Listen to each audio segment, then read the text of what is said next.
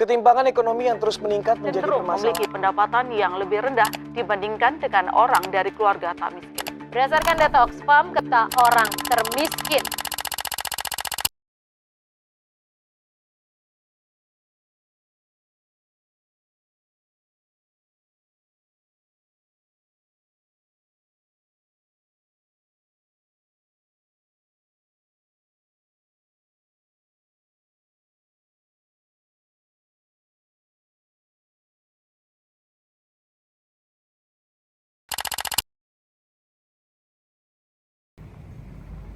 Nah, jadi tadi adalah video singkat mengenai PIK 2. Nah, sekarang kalian pasti bertanya-tanya nih, kenapa kita harus jauh-jauh ke PIK 2 untuk membuat video singkat ini? Nah, jadi jawabannya adalah kita di sini mau nunjukin ke kalian kalau ketimpangan ekonomi di Indonesia itu benar-benar besar banget loh. Hah? Emangnya ketimpangan ekonomi itu apa sih, Wan? Aduh, Kevin, udah dijelasin juga sama Miss Devi di sekolah, masih aja lupa. Kalau gitu biar aku aja yang jelasin. Nah, jadi ketimpangan ekonomi adalah suatu kondisi di mana distribusi pendapatan, kekayaan, ataupun akses sumber daya ekonomi tidak merata pada masyarakat, yaitu di dalam suatu negara.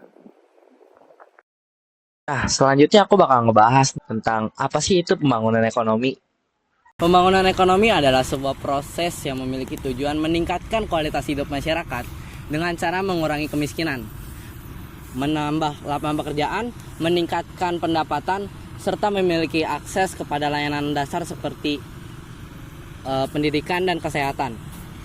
Faktor-faktornya sumber daya alam, sumber daya manusia, infrastruktur, kondisi sosial budaya, dan juga teknologi serta pasarnya. Nah, selanjutnya kita bakal ngebahas nih, apa aja sih faktor-faktor penghambat dari pembangunan ekonomi. Nah, yang pertama nih, ada yang namanya kemiskinan. Kenapa sih kemiskinan ini bisa dibilang sebagai faktor penghambat? Karena jika suatu negara ini miskin, tingkat ekonomi rendah nih, maka pembangunannya pun akan tidak maksimal. Beda negara yang tingkat ekonominya itu tinggi, maka pembangunannya pun juga akan tinggi. Nah, selanjutnya ini ada pengangguran. Kenapa sih pengangguran ini bisa dibilang sebagai faktor penghambat? Karena jika satu negara banyak penganggurannya nih, masyarakatnya pada nganggur semua, pendapatan nasional pun akan berkurang. Nah, selanjutnya itu ada ketimpangan dalam distribusi pendapatan. Kenapa sih bisa dibilang kayak gitu? Soalnya masalah pendapatan ini sering terjadi kayak kecemburuan di antara pihak A dan pihak B. Yang terakhir ada tingginya angka pertumbuhan penduduk. Kenapa sih bisa dibilang kayak gitu?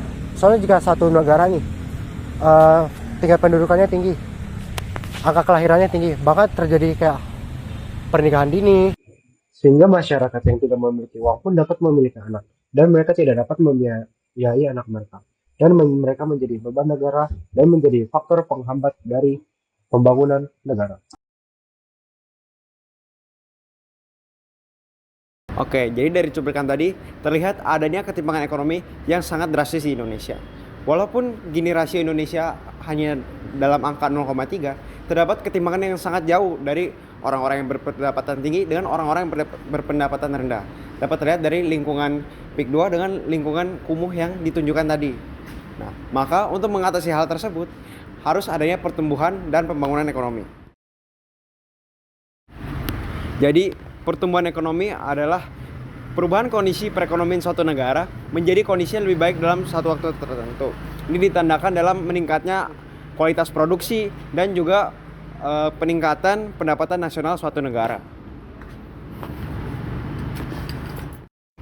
Oke, jadi ada beberapa aspek dalam pertumbuhan ekonomi. Itu peningkatan pendapatan masyarakat, peningkatan pendapatan nasional, peningkatan pendapatan per kapita, dan juga kemajuan inovasi dan teknologi yang ada di sekitar. Seperti lihat di lingkungan kami sekarang di City Park jauh lebih maju dibanding dengan permukiman tadi yang ditunjukkan.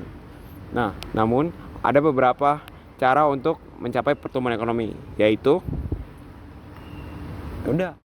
Nah, dari pertumbuhan ekonomi tersebut, ada beberapa teori dari tokoh-tokoh ternama yang dapat menjelaskan apa yang harus dilakukan untuk menyebabkan pertumbuhan ekonomi yang optimal. Yang pertama dari Friedrich List, yaitu pertumbuhan ekonomi suatu negara dilihat dari teknik produksi sebagai sumber utama. Jadi, pertumbuhan ekonomi dikelompokkan menurut kebiasaan masyarakat dalam menjaga kelangsungan hidupnya melalui tata cara produksi, baik itu secara berburu, beternak dan bertani, kerajinan, dan industri. Selanjutnya dari Werner Sombart, yaitu pertumbuhan ekonomi dapat meningkat karena dalam masyarakat terdiri dari susunan organisasi dan ideologi yang berbeda. Ya, jadi ini terbagi menjadi perekonomian tertutup, kerajinan dan pertukangan, dan masa kapitalisme. Selanjutnya adalah Walt Whitman Rostow. Itu di mana dalam buku The Stages of Economic Growth yang menyebutkan bahwa pertumbuhan ekonomi terbagi menjadi 5 tahap. Itu masyarakat tradisional, masyarakat pralepas landas, masyarakat lepas landas, masyarakat menuju kedewasaan, dan masyarakat tingkat konsumsi tinggi. Selanjutnya, Karl Butcher. Itu pertumbuhan ekonomi dapat dibedakan menjadi 4 tingkatan, yaitu masa rumah tangga tertutup, kota, bangsa, dan dunia. Jadi, pertumbuhan ekonomi didasarkan oleh hubungan konsumen dengan produsen. Selanjutnya, ada dari Adam Smith. Itu pertumbuhan ekonomi bertumbuh pada peningkatan populasi yang berdampak pada bertumbuhnya output dan hasil. Faktor-faktor yang mempengaruhinya adalah jumlah penduduk, luas tanah dan kekayaan, tingkat teknologi, dan jumlah barang dan modal. Selanjutnya dari David Ricardo, pada buku berjudul The Principles of Political and Taxation, dia ini bertolak belakang dengan Adam Smith. Dia berpendapat bahwa dengan pertumbuhan penduduk yang berlebih akan menyebabkan tenaga kerja yang berlebihan, sehingga upah yang diberikan akan menurun, sehingga menurunkan produktivitas. Selanjutnya ada Harold Domar yang menjelaskan bahwa investasi dan penanaman modal adalah kunci untuk pertumbuhan ekonomi, karena dengan modal akan memunculkan kesempatan usaha yang lebih besar, maka produksi akan menjadi lebih banyak. Dan yang terakhir ada Robert Solow yang menjelaskan bahwa dengan tabungan dapat meningkatkan hasil produksi beserta dengan modal.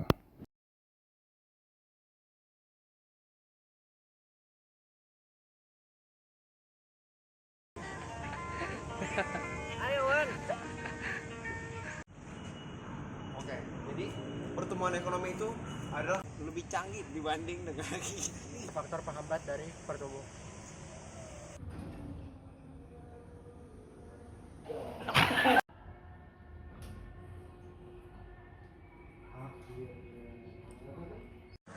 Kakak dari nggak tonjok.